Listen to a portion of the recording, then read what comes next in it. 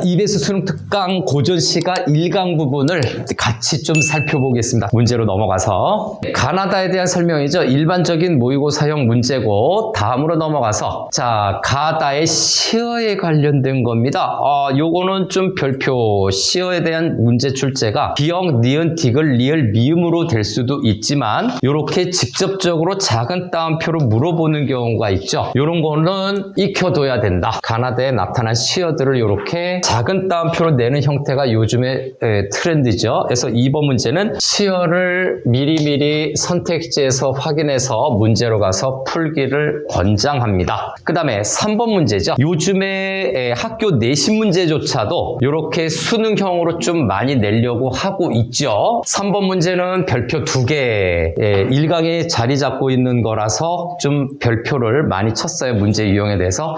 근데 이렇게 정보가 많으면 많을수록 우리는 문제 풀기가 좀 더 편하다. 일단 보기, 선택지 1차 연결을 해서 오답을 제거해라. 다음 두 번째, 만약에 전부 다 연결이 됐다라고 가정하면 선택지의 작은 따옴표하고 정답 판단 대상 밑줄을 서로 비교해서 타당성을 판단해라. 2차 오답 제거 내지 정답 결정이죠.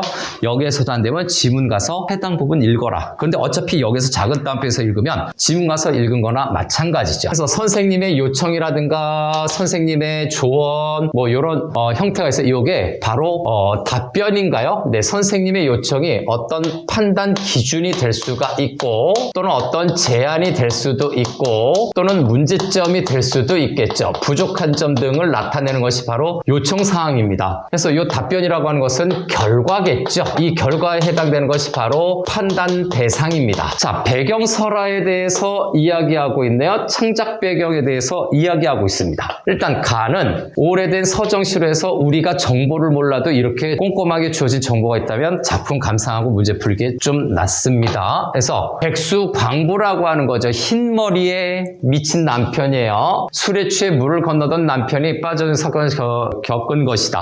이런 시적 상황이 배경고사가 있구나. 나 부분은 절벽에 핀 철쭉이네요. 저기 있는 철쭉 너무 아름다운데 누가 갖다 바칠 사람 없니? 라고 하는 부분에서 지나가던 노인이 꽃을 꺾어서 바쳤다라는 거죠. 그 다음 다 고려장수 을지문동인데 이 문제를 먼저 봤다면 아마 작품에 대한 이해도가 좀 더 컸을 거예요. 그래서 이것도 별표 2개짜리. 에 빠진 것은 군사를 물리지만 살수에서 어떻게 됩니까? 살수. 물에서 죽이다라는 뜻이죠. 그래서 작품을 깊이 있게 이해할 수 있다. 그래서 여기서 이제 틀린 걸 골라야 되는데 백수광부의 아내나 견우 노인과 같이 제시하는 것이겠군요. 다음 2번에서 화자의 정서죠.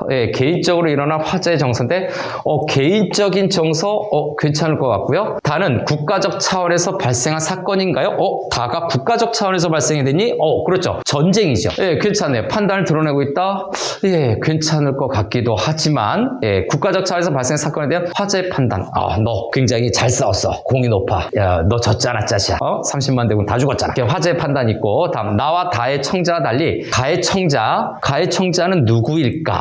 님일까? 누굴까? 아무튼 결국 죽음을 맞이했다는 점에서 가의 화자가 청자에게 하는 말을 되돌릴 수 없는 상황에 대한 하소연이다.